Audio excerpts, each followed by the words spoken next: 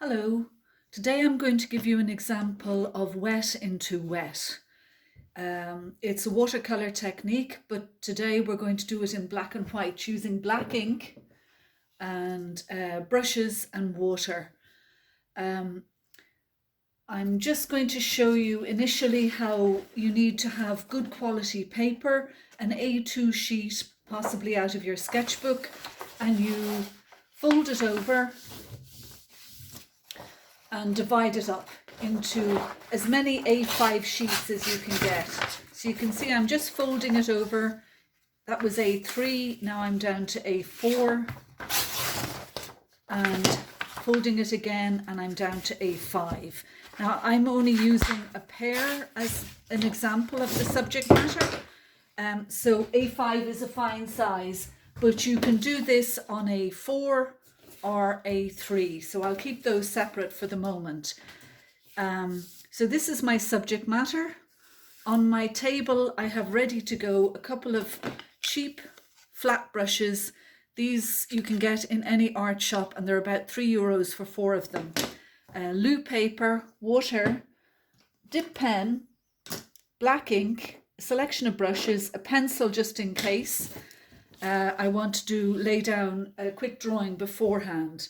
So I'm just going to place my pear. I'm going to try and get it to sit in an interesting way with the light and the dark. And the first thing you do is you take your flat brush, dip it in the water, and you just bring the water easily over the sheet of paper.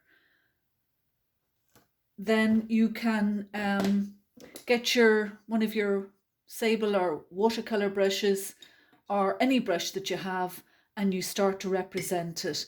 So you're not going to use the ink straight out of the bottle because it'll be too dark, and this is not a very dark object.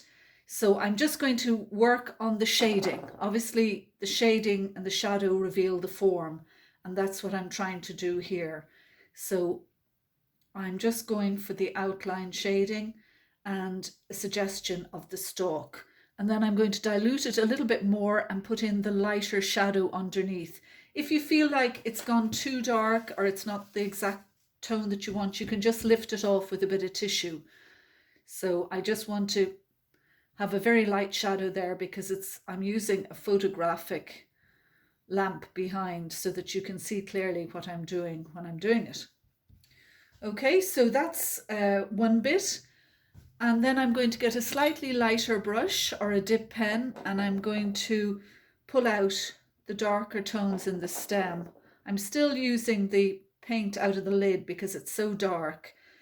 And the whole thing about this is not to be too literal. I mean, you need to know that it's a pear at the end of the day, but it's to be suggestive of it rather than literal. I mean, when you put in the wet into the wet, it's very hard to control it anyway. So you just have to see it, and you might leave that then as it is, or you could draw in a little bit of an outline in a light wash and come back with your dip pen later and see what happens.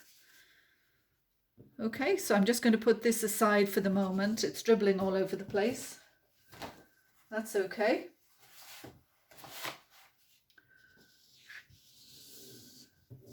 Going to leave it there, and then I'm going to try another composition, getting another A5 sheet of paper, and this time I'm going to just draw, before I wet the page, I'm going to just draw the form roughly so I have a greater sense of the composition. This drawing will disappear when you put the ink down, but it does help. Anybody who knows any Chinese art, this is a very typical approach, except that they have amazing control of their form. So I'm just saying that's roughly it from what I can see. So then I'm going to go into the water and wet it, wet the page. The drawing will stay underneath, and I'm going to use the same technique again, this time using it in a different composition. So again, I'm looking for the shadow. I can see there's a shadow on that side. There's kind of a double shadow because there's the light of the window coming in as well, which isn't ideal, but it's it's fine. I'll go with the shadow from the camera that I'm using, or the photo light that I'm using. And then there's more shadow here, revealing the form, and on that side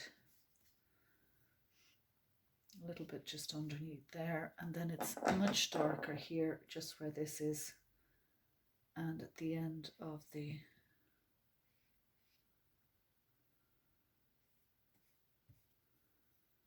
so you just pull it out. It's not supposed to be literal, it's supposed to be suggestive, and you can come back to this later and do a bit more work on it when it's not quite so wet. The water will evaporate really quickly on the page. It gets absorbed into the page a bit more. And then you can go back and do it a bit more. But you can see already, like, they're very suggestive. I'll just hold this one up. You can see how evocative it is, even if it's a bit of a puddle at the moment. So these are some I did earlier with this, and I would just, the shading was, the shadows were a little bit darker, and you can go back in then and have a little bit more control over what you're doing and pull out the shadow a bit more. So it's very suggestive and evocative, and it's quite three-dimensional as well, at the same time as being very fluid. So that's basically it. I'll go back to this one and just show you what it's like with a dip pen. So again, these calligraphy pens, you can get 3 or 4 nibs with one dip pen and cartridges, or you can use them in the bottle. So again, if the line is too dark, you can soften it up. But I love it, and I think it's very evocative. I'll send you some examples of work that I've done with it. Anyway, enjoy. It's all play, and it might lead you to on an interesting journey.